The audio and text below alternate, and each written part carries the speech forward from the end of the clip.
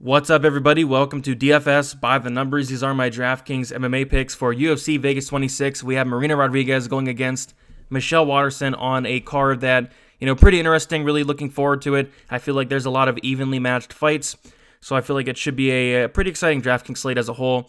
And as always, there's always another opportunity to make some money as well. Before we get into it, a couple announcements to make. Going live Friday, 7 o'clock p.m. Eastern Time. Final thoughts, Draftkings, betting, weigh-ins, all that good stuff, and then going live for 1 hour prior to when the fights start on Saturday, answering any final questions, talking some lineup percentages, talking some lineup construction, cash, single, all the good stuff, 1 hour prior to this when the fights start on Saturday. And then on Tuesday now on Pub Sports Radio, going to be doing my DraftKings show. It was on Thursdays, going to be moving that up 2 days. I wanted to get it out earlier in the week, and now I'm able to do that. I now have the free time to do so.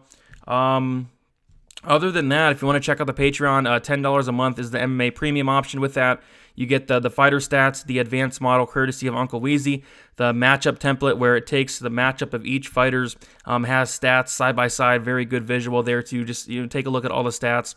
You get the targets, projections, rankings, ownership projections, article, access to Discord, and just tons and tons of content. And of course, just added the brand new optimizer last month as well. So all that for $10 a month, $2.50 per card. Really don't think there's a better deal out there. So if you want to check that out, the link will be in the description below. If not, we will get into the video here, starting with the fight doesn't go to decision lines. And yeah, we have Delima Green minus 410. Fight doesn't go to decision. And I'd be shocked if this fight went the distance. And I'd be kind of shocked if this fight went to the second round, to be honest. I think Delima has a very good chance to get a first round finish. But with that said, if he does not, I think, Green's going to be very alive. Delima is somebody that has about maybe 4.5 minutes of cardio, if that. I mean, he's going to go out there, try to get the finish. If he's not successful in doing so, that's when Green's going to have the opportunity to find a finish himself. But I really do think Delima has a very good chance of finding that early finish. So I'll be playing both sides here, as you should, on the majority of heavyweight fights. You have Delima 9,100. Green 7,100. I think the winner of this fight scores very well.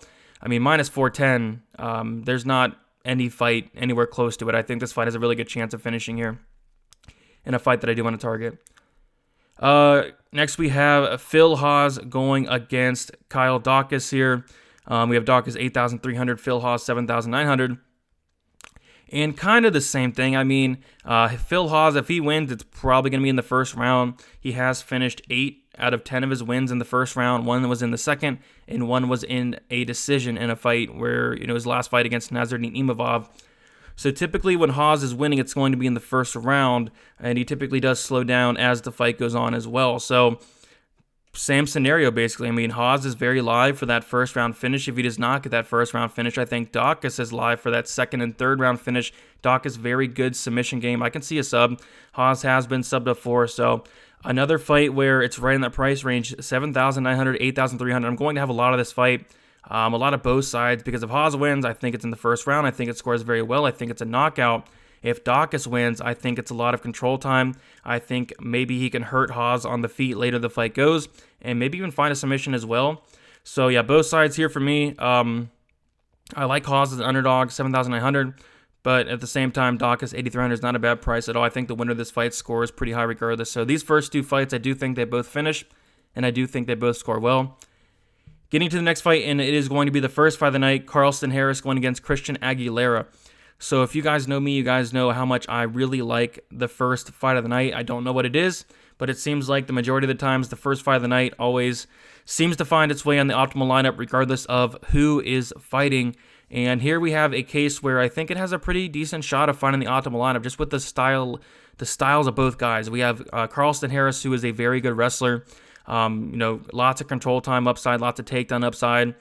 And what I like about Harris is he has that wrestling heavy game plan in the majority of his fights, has a lot of power, and he has a really good gas tank to go with that game plan, to go with his style. And I really like that. I mean, this guy can go a full 3 rounds, no problem. And I think he's going to have to do that here against Christian Aguilera, who is pretty dangerous himself. He is a finisher, has finished the majority of his wins. We have seen Harris knocked out, I believe, 1 time before. Yeah, he's been knocked out once. But yeah, Aguilera, 71% knockout rate, so he does have a lot of power. So Harris, I do expect him to come in here, Go for those takedowns early and often. Aguilera has shown that he's not that great off his back regardless. I think he's like a brown belt, but he can be stuck on his back, and I think Harris is going to implement that game plan.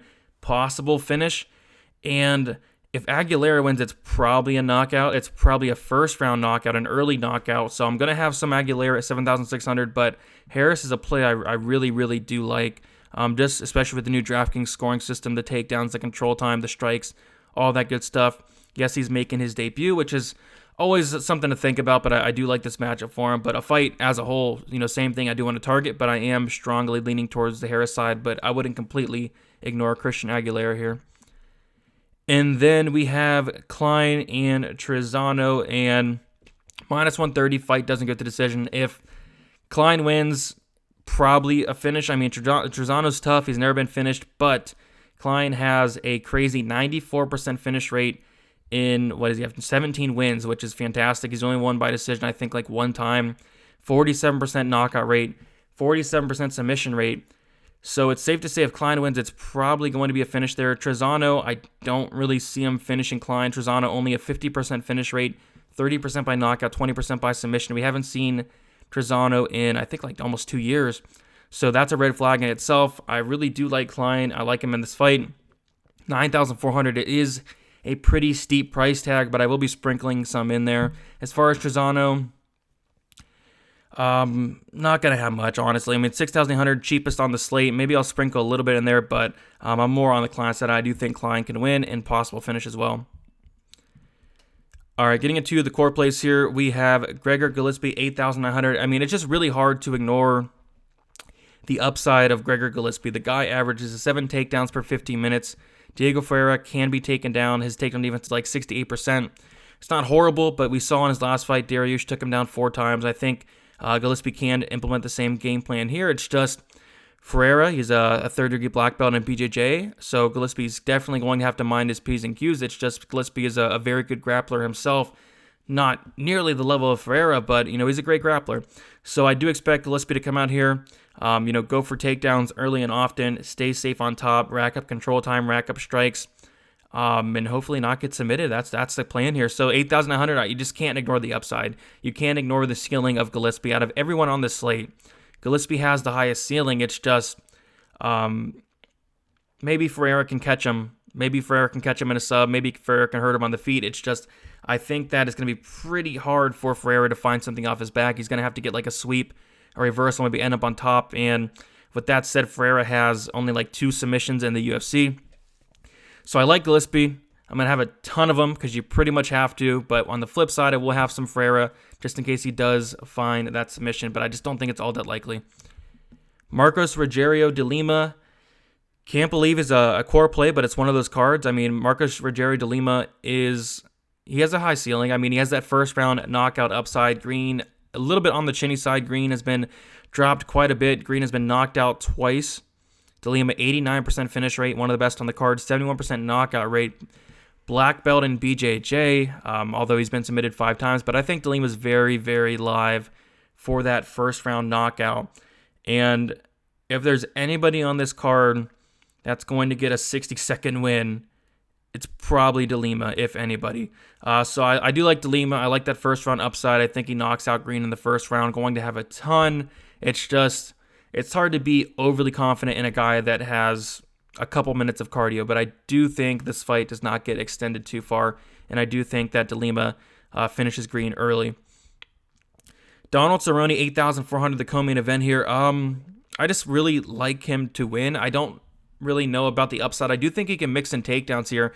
Moreno has like a 47% takedown defense. Cerrone doesn't go to it often, but if he does, I think he'll have success in his ground game. I think he'll have success in the takedown, so maybe he can go to that takedown game. And I don't know if the finish will be there. Moreno is a very tough guy, but Moreno has been finished 3 times by knockout. But yeah, I like Cowboy here. I like him. 8,400 is not a bad price tag, especially seeing him close to like minus 200. I think we're getting a ton of line value. Like I said, mixing the takedowns, possible finish as well. Lots of output for Cerrone. I think it'll be a fun fight. But I do like Cerrone at that price of 8,400. I think he should be priced up near like the 8,800 range, just according to his line. So give me Donald Cerrone 8,400 as a core play. Carlston Harris, 8,600, touched on it a little bit. This guy, I really like what I see from this guy. Fantastic wrestling, fantastic grappling. The cardio on this guy is phenomenal. He has a game plan, and he fights to that game plan of getting takedowns, and that's what he's going to have to do here. Outside of him getting caught and knocked out, which, I mean, it's possible. It's a fight, and he has been knocked out in the first round before. I just think he, takes down Aguilera, wears him out, and eventually probably finds a finish, and it's scoring a ton of DraftKings points on the way. So I like Harris quite a bit, 8,600, right in that mid-range. And I'm going to have a pretty decent amount of him as well. But with that said, I'm going to have some Aguilera. I don't think you should completely ignore Aguilera, as he does have a ton of power. And UFC newcomers do, make me a little bit iffy, but I really do like this guy. He's 33 years old. He's fought some pretty good competition, honestly. And I do think if he comes out here, has a game plan of getting takedowns, pushing Aguilera up the cage, I do think he'll have a lot of success in doing so. So give me Harris, 8,600. All right, getting into our GPP plays here, our tournament plays, and we have Marina Rodriguez, 9,200. And it's a 5-round fight. She's going to have a nice 5-round floor to work with. I guess the only concern I have is her being stuck on her back. But with that said, when she's on her back, she's very active. She's throwing strikes. So she's still going to be scoring on her back. And when it's on the feet, it's just I think she's much better in the striking, especially from her being extremely dangerous. I think she's a more dangerous striker. I think a possible finish could be likely as well. And yeah, I don't think she's going to get like takedowns or nothing like that. But like I said, I do think she can maybe get like a reversal, something like that. Land strikes off her back. So I still think she's going to be scoring, but that is my only concern if she does get taken down. If she, gets control, because we have seen it time and time again. She gets taken down. She doesn't work her way back up. But with this new DraftKings scoring system, I do think she'll still score decent. You have 5 rounds to work with. If she does win, I think she scores pretty solid. Tons of output for Rodriguez as well, averaging nearly 5 significant strikes per minute. So I think she scores pretty well with 5 rounds. If it was 3 rounds and she was sitting at 9,200, I probably wouldn't play her. But with those extra 2 rounds, I do think she can add some more points to her score. All right, next we have Kyle Daukaus, 8,300, a fight I really want to target as a whole. He needs to survive that early storm of Phil Hawes. If he does do that, I think he's very live for a win. I think he's very live for a finish. Whether he hurts Hawes on the feet, maybe like a club and sub, or maybe he's able to get Hawes down later in the fight and get a submission as well. But yeah, I think the finish is very live and on the table for Daukaus if he survives that first round, which is easier said than done, but 8,300, I don't mind the price tag, and I will be definitely having some Daukaus and a lot of this fight as a whole. Ludovit Klein, 9,400, the most expensive on the slate, going against Mike Trizano. We haven't seen Trizano in nearly 2 years, so maybe it could be a little bit rusty, but I really do like what I see from Klein. This guy's striking is phenomenal. He has a very nasty head kick, tons of power, tons of finishing ability, 94% finish rate. If he does win, honestly, it's probably a finish. So I'm going to take some Klein at 9,400. Don't love the price tag, but it's really hard to ignore the finishing upside this guy has. I think there are some better plays than Klein, but that doesn't mean I'm not going to play him. So I'm going to play some Klein, 9,400. I don't hate it there. And then Ben Rothwell, 8,200. As ugly as it is, the guy's tough. The guy's durable. In 51 fights.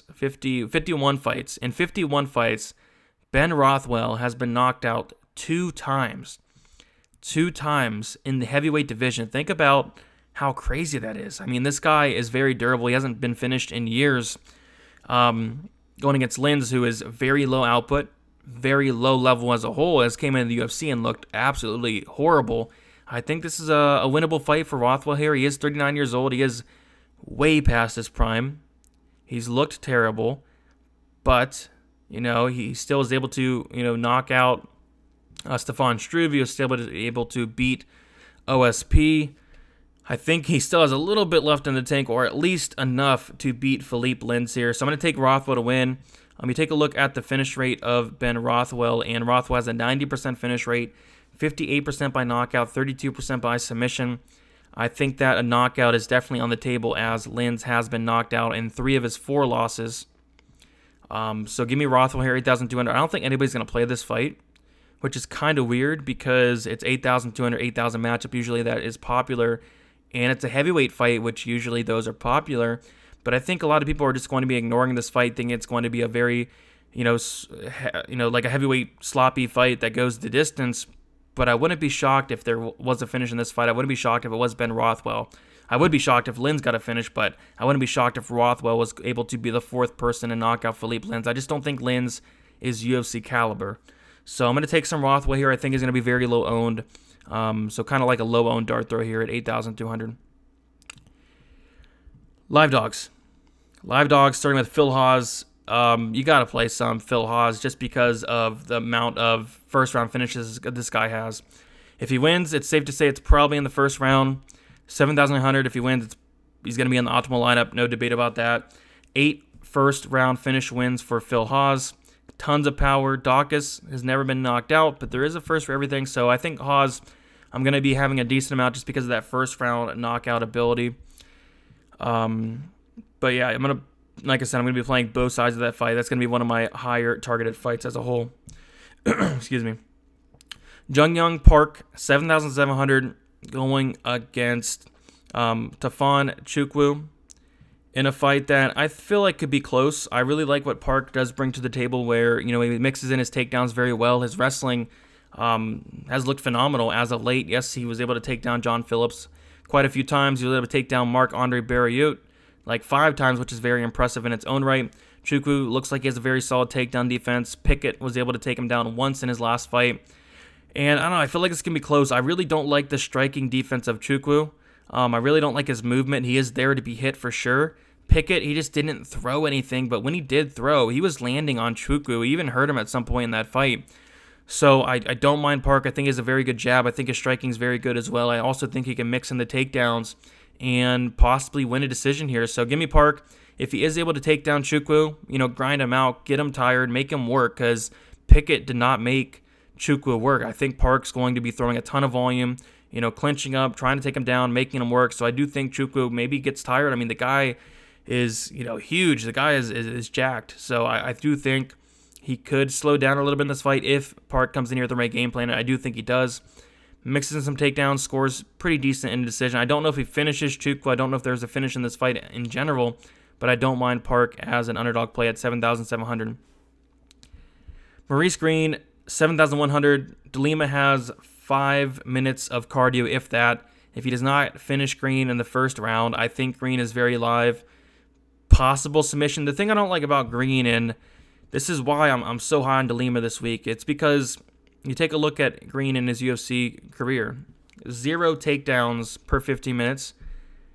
That's concerning, but what's even more concerning is 0 takedowns attempted per 15 minutes. I mean, what you have to do to DeLima is take him down. DeLima has a 50% takedown defense. He's been submitted 5 times, but Green has 0 takedowns and it's attempted 0 in the UFC. So am I going to trust him to go out there and get takedowns? And even if he did, is he going to be able to get takedowns? Does he have the wrestling to do so? I don't know. So yeah, I don't hate Green as a pump play, like a $7,100 pump play, just because if DeLima does gas out, then yes, Green will probably have some success. It's just I don't know if he'll be able to last that far. So I like DeLima quite a bit this week, but I will be sprinkling in some Green because it's a heavyweight fight and it's hard to trust DeLima that much. And then Christian Aguilera, first fight of the night, 7,600, coming against a UFC newcomer. We see it time and time again, these UFC newcomers come in there, and they don't quite look how they did on the regional scene.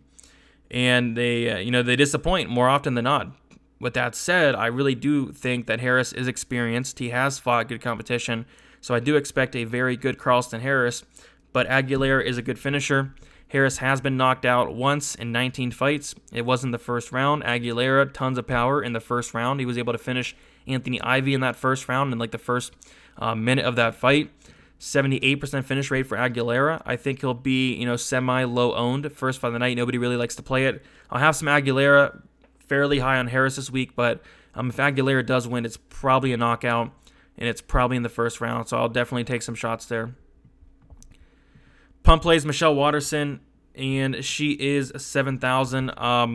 As far as cash and stacking cash, I think it's a pretty decent week to stack in Cashapp because you got Waterson. I think she does get takedowns. I do think she gets control time. I do think she gets beat up on the feet, but I do think, the control time and the takedowns, the strikes are all going to add up. As far as Waterson lies like a tournament play, I don't hate it as well. Rodriguez, she struggles with the takedown. 59% takedown defense. She struggles with getting up. It seems at times she doesn't try to get up, which is very frustrating. So I think Waterson is definitely live in this fight. I think she has a very good chance to win. At 7,000, if she does win, I do think it has a great chance of being optimal, especially with the new Draftkings scoring system, especially with it being 5 rounds. So yeah, Waterson 7,000. I will have some shares. As far as cash, I think it's a fight or a fighter in cash that you're definitely going to want to have just because of the takedown upside, the control time upside, and the price of Waterson as well. So really liking Waterson this week as a pump play. Not going to go crazy on it, but the price, the takedown upside, control time upside, it's really hard to ignore that. And then fades. Yeah, I was really struggling to find a fade this week. Not really many fighters that I do want to fade as a whole, but if I had to pick one, I guess it would be Philippe Lins, 8,000. I just don't see him knocking out Rothwell. Like I mentioned, the durability of Rothwell, 51 fights, has been knocked out twice in the heavyweight division, which is insane. Lins, very low volume. Lins, probably not UFC caliber. I'm not going to have much Philippe Lins. Am I going to completely fade him? Probably not. Maybe like 3%, but he's going to more than likely be, the lowest owned for me on the slate. Maybe him or Trezano are going to be the lowest owned on the slate for me. But other than that, I'm going to have a decent amount of exposure to the rest of the card. I'm not going to have much Angela Hill, really. Not going to have much Magny. But, Lynn's probably going to be my lowest owned out of the entire card. All right, guys, that's about it. Do want to remind you guys, it's always a great time, especially now early in the month, to become a member of my Patreon and receive full access to my model. You got the premium projections, the new optimizer, GPP lineup percentages, Draftkings article, access to Discord, the new advanced stats model as well. Any single stat you could possibly ask for, it's all here in the model. So check it out. Link in the description below. $10 a month, $2.50 per week. But yeah. So like this video, guys. It really does help a lot. One small like does go a long way. Also subscribe if you have not yet, so you do not miss out on my other content. Tune into the live stream 7 o'clock p.m. Eastern time on Friday, and then tune into the live stream on Saturday 1 hour prior to fight time. And should be a fun card. And good luck, guys. Let's make some money at UFC Vegas 26.